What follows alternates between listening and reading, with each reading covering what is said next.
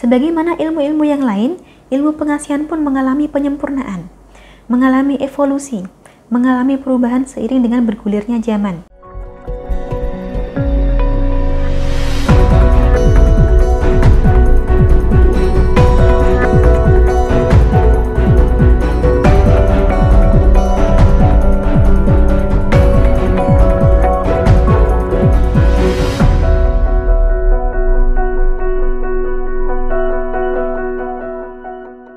Salam Rahayu, kembali lagi dengan saya Dewi Suntari.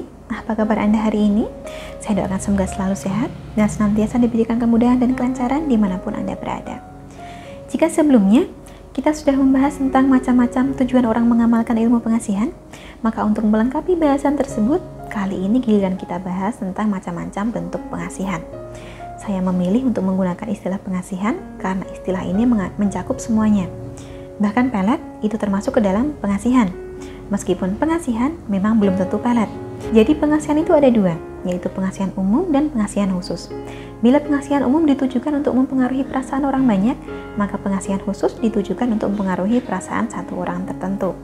Karena pelet biasanya ditujukan untuk satu orang tertentu, maka bisa dikatakan bahwa pelet itu adalah salah satu bentuk pengasihan khusus. Pengasihan pada awalnya dan pada dasarnya harus dapat kita lihat sebagai sebuah ilmu, yang mana ilmu ini dipraktekkan atau dijalankan lewat sejumlah amalan. Ada doanya alias mantra dan ada lelakunya juga, termasuk puasa. Sebagaimana ilmu-ilmu yang lain, ilmu pengasihan pun mengalami penyempurnaan, mengalami evolusi, mengalami perubahan seiring dengan bergulirnya zaman. Sehingga saat ini kita bisa menjumpai pengasihan yang wujudnya atau bentuknya tidak lagi berupa aji-aji, tidak lagi menggunakan amalan, tetapi berupa barang siap pakai, termasuk mustika pengasihan, minyak pengasihan, kristal pengasihan, atau jimat pengasihan. Yang mana dari sudut pandang saya sebagai seorang praktisi, ya semua benda ini bisa dikatakan jimat. Karena secara tradisional, istilah jimat sering digunakan untuk merujuk pada pegangan. Jimat, siji sentirumat, alias satu benda yang dirawat.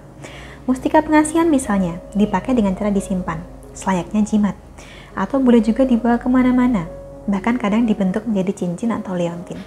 Karena bentuknya mustika ya berupa batu. Demikian halnya dengan kristal pengasihan. Termasuk dalam jenis mustika pengasihan ini adalah mustika combong atau ake combong. Yang wujudnya berbeda dari semua bentuk barang pengasihan ini adalah minyak pengasihan, karena dia cair. Cara pakainya bukan sekedar disimpan, tetapi bisa dengan dioleskan seperti wangian biasa. Atau bisa juga dioleskan ke alis, ke telapak tangan, atau bahkan dioles ke foto orang yang dituju. Termasuk dalam jenis minyak pengasihan, antara lain adalah minyak mani gajah, minyak air mata duyung, dan minyak bulu perindu.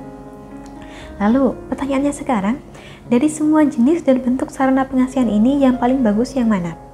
Yang paling cocok untuk saya yang mana? Yang paling ampuh yang mana? Pengasihan itu bukan soal ampuh tidak ampuh, tetapi soal cocok tidak cocok. Karena hasilnya akan sangat dipengaruhi oleh niat dan kesungguhan kita. Dan di antara semua bentuk barang pengasihan ini, entah itu minyak, mustika, ataupun jimat, jika Anda tanya saya, maka yang paling pertama saya sarankan tetap adalah amalannya, wujud aslinya, ajiannya. Karena bukan hanya Anda mendapatkan aji-aji, tetapi kesungguhan Anda juga diuji. Pasti sering Anda menjumpai atau bahkan mengalami sendiri. Sudah pakai macam-macam sarana, pakai minyak, mustika, cincin, jimat, segala macam, tapi belum berhasil juga. Salah satu alasan belum berhasilnya adalah karena Anda cari praktis saja. Cari yang modern dan tinggal pakai. Padahal dari sananya, ketika leluhur kita mewariskan suatu ilmu, ya pasti ada tirakatnya. Sekiranya Anda masih bingung, masih belum bisa menentukan mana yang paling cocok untuk Anda, ada baiknya berkonsultasi dengan menghubungi nomor yang tertera di layar. Perkenalkan diri Anda dan sampaikan tujuan Anda seperti apa, biar dapat kami sarankan yang terbaik bagaimana. Sampai di sini kurang lebihnya demikianlah yang dapat saya sampaikan seputar macam-macam bentuk pengasihan. Semoga menjadikan wawasan tersendiri. Terima kasih banyak untuk Anda yang telah menyaksikan. Sampai jumpa di kesempatan selanjutnya dan salam Rahayu.